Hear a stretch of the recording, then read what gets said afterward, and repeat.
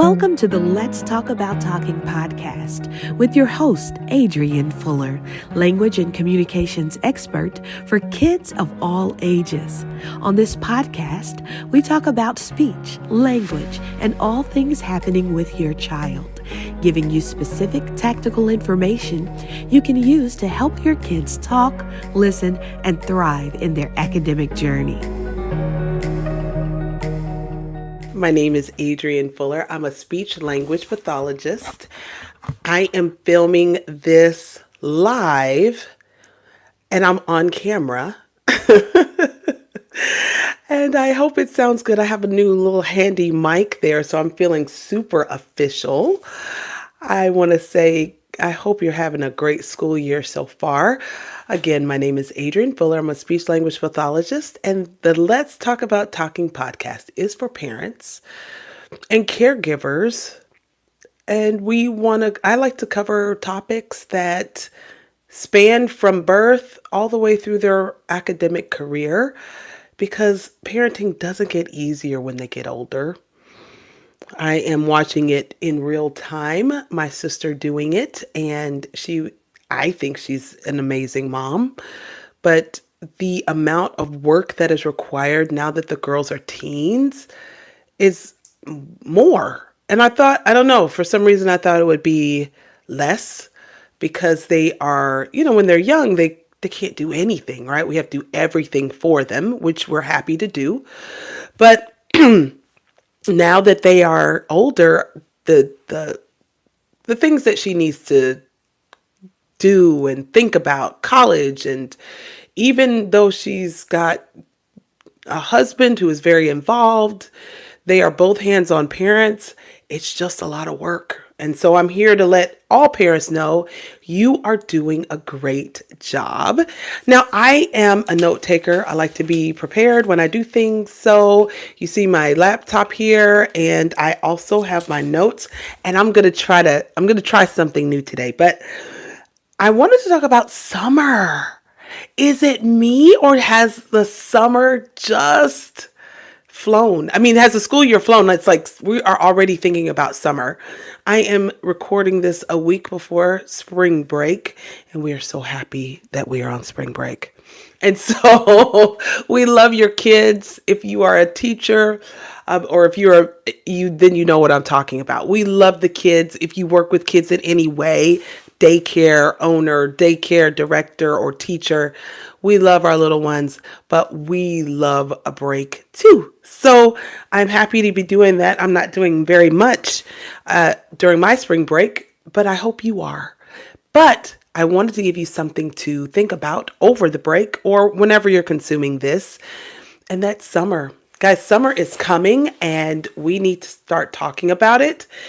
I am not one to want to put a lot on you as your friend, but I do want to let you know it's time to start thinking about it, because I've been in the school setting for a very long time.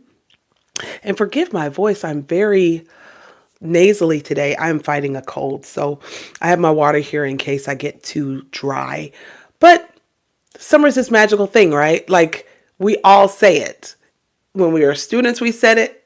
As parents, we say it. As educators, I know we say it. It's like, I'm going to do all of these things in the summer. I'm going to organize all my materials this summer. I'm going to teach Johnny to read this summer. This summer, we're going to hit it hard. This summer, we're going to get math down. Have you ever said that? This summer, I'm going to clean out all of my closets. This summer, I'm going to clean my house from top to bottom. Or this summer, I'm going to learn a new skill. And what usually happens in summer, we don't do very much. We don't do nearly as much as we wanted to do when we first started. So today, let's talk about getting ourselves ready for summer. It is not too early. And I really want to say, if you're a parent of kids that are going to need looking after, I'm saying that on the screen, like looking after, you're a working parent, which most of you are. Most of us are working parents. We need two incomes or one really good income to make our households work. And so The good camps are getting full now. So please, and you don't have to be a planner. You don't have, some parents, that mom that is like so organized. We all know that mom, and we low key love that mom, but we also low key hate that mom, right? Because we're like, I'm not that organized. We don't have to be that organized, but we do need to be having it at the front of our minds. What are our kids going to do for summer? Because if you're not careful, it's going to be like late April, May, and then you're like scrambling. And anytime a parent is scrambling, that is never a good, that's not the best situation to be in if we can avoid it. So let's talk about what we're going to do today. So I always say start with the end in mind. Our dear friend Stephen Covey said it years ago. And usually when we think about this, we think about goals like losing weight or saving money. But even with something like the summer, which is a good amount of time, you guys, like seriously, 2 months, it goes fast, but it is a good chunk of time. And I'm getting to the point in my own life that I want to start treating my time like I treat my money. Like I am very intentional about how I spend money. I save, I plan. I don't always do that with time. Like I would never just throw $60 away if I could help it. But I throw away 60 minutes all the time, whether I'm scrolling on social media or piddling around the house or so we have to be a little more, well, I'm trying to be a little more intentional about our time. As part of that is starting with the end in mind. So I want you to ask yourself, what do I want to accomplish by the end of the summer? I want to do what? Do you want your child to improve on their speech sounds? Do you want your child to be a better reader? Do you want your child to know what letters, what sounds the letters make? Like that's a great goal if you have little ones. Do you want your child to pass algebra? Whatever it is, do you want to get organized in your own life? Do you want to clean out 4 closets by the end of the summer? That's what you do. Start with the end in mind, and then we back it up. All right. So if you do that, then chunk it. So, hey, by the end of the summer, I want my child to be reading better than they are now. So when you're setting that goal, also make it reasonable. Sometimes in summer, we also overreach. Like it is just 2 months. It's a good chunk of time, but sometimes we're planning to make up for the entire school year in 2 months. So go ahead and chunk it. Like, okay, Johnny is reading kindergarten words now. So the first, like May and June, we're going to work on kindergarten and beginning first grade sight words. We're going to do that 5 minutes every day. You would get way more accomplished just those 5 minutes or 10 minutes, 5 days a week than like do it for 1 hour, 1 week, and 1 hour the second, and then you let it go. So, for me, I'm always about consistency. Okay. So you're going to do that. And then another thing you're going to do is just reassign your goals. So like if you meet that one, then you go to the next one. So think about the end in mind. What do you want to do? And then back it up from there. All right. So let's talk about some options that you may have with kids for the summer. I'm going to write some of them out. And my first one is, I hope it's going to be backwards. I wish I could mirror it. It's daycare. So if your child is a VPK student, which is voluntary preschool, and it's at a daycare, chances are that they're going to have a wraparound program for the summer. And the question is, do you like the daycare enough to have your child stay there? If the answer is yes, problem solved. Okay.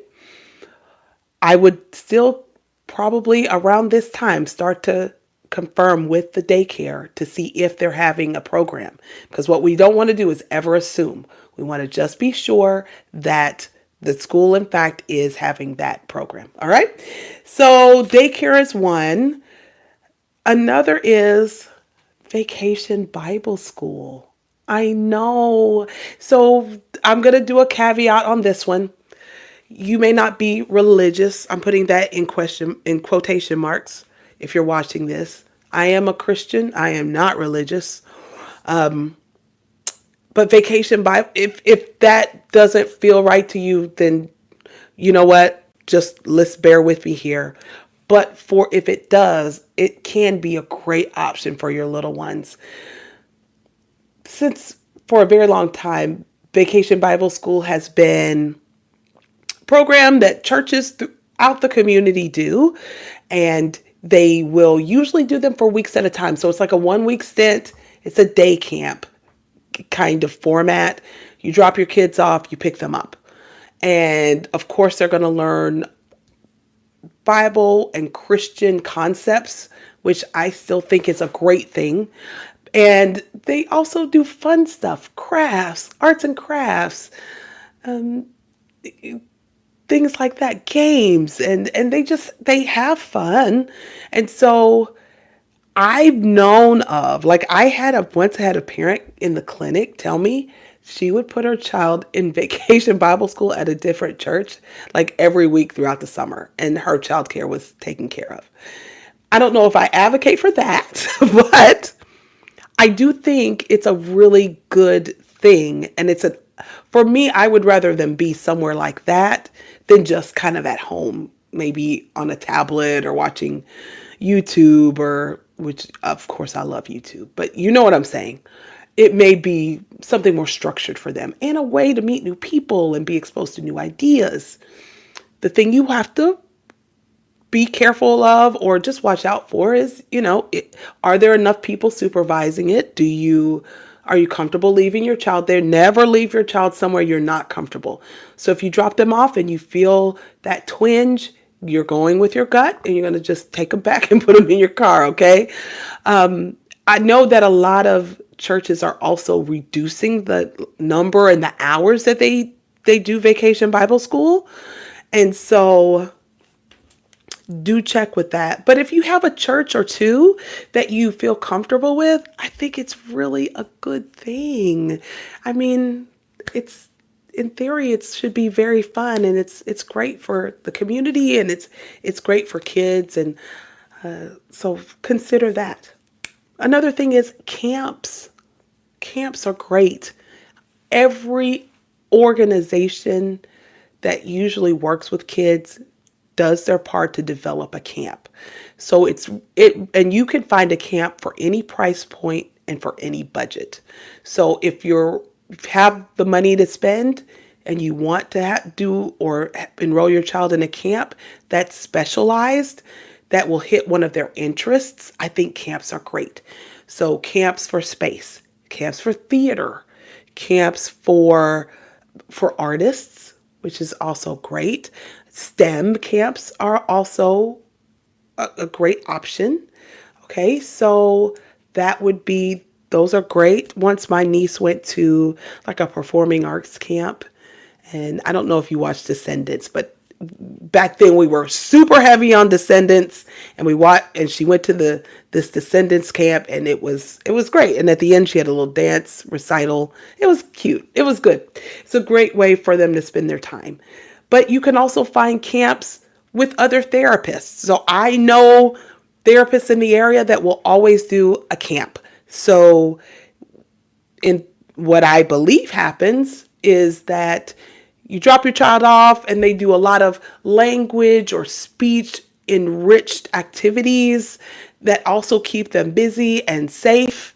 And so it's kind of a 2-in-1. So you can find these camps with, speech therapists, occupational therapists will do them. Also, social camps for social skills are on the rise, I've noticed. So if you have a child who's a little bit awkward socially, a social skills camp might just be exactly what you're looking for. And so, karate studios do them. Also, who else would do them? Like a dance company might do them. your local city recreation will do them. So for me, I live in a city called Apopka. So City of Apopka will always do, to me, a very reasonably priced camp for kids out of school. Again, with camps, be sure that you feel comfortable. Ask about certifications. Ask who's going to be exposed to your child, who's going to have access to them, and just be sure that they're fully staffed, like they have enough help for the number of kids that will be at your camp. Okay? I think that's great. Another is summer VPK. So if your child is in VPK, chances are at the end of the school year, that's over. Excuse me. But if maybe your child goes to an ESE, an exceptional education pre-K, and they haven't used that VPK voucher, use it for the summer. I think that's awesome. You use it for the summer. They keep their skills fresh. Usually private daycares and schools in the areas will have a summer VPK program. Because it's shorter, it usually is like all day long, which is great. This is what we're looking for. And so I think for that, it could be a win-win. Okay. All right. Something else that you could consider, and I don't think people consider this enough, and that is a co-op with friends. So here's how co-ops work with friends. First of all, you have to have friends. Now, this is all Adrian's opinion, but in this world, Adrian's opinion is what matters. I'm being silly now, but in my opinion, do a co-op, get 4. I don't really think more than 4. So there's 5 of you in a co-op or less. You can do it 2 of you or 3 of you or whatever. And it needs to be someone you trust with your kids and that is dependable. So everyone takes all of the kids for a week. And during that week, the host parent would have all day's worth of activities. And you guys just need to do a little planning, like the start, the stops. If there's any money that needs to exchange hands, in my opinion, there shouldn't be unless you're doing like a big field trip or an outing, because kind of everyone's kind of doing their part if they take a week. So during that week, the person takes all 5 kids and keeps them entertained and watched and safe. And then it will go on to the next. So then the next parent will take all 5 kids. So that gives the remaining parents like time in their summer to do the things that they want to do. Or if you're a working parent, that's a great way to navigate your kids being off in the summer without you having to take a whole bunch of time off work. And so if that is the case, when it's your turn, you'll just take the 1 week off of work versus the 8 that the kids are usually out. And then you still get to spend time with your child and they get and have fun. You would have to have people who are very reliable, because I have heard of people like they're the last to go in the 5 and then they cancel. So you need someone reliable because you want everyone to benefit from this co-op. But consider it. I think it's a great idea if you have people in your circle that you love and trust and your kids all get along. Because of course that needs to happen too. Okay?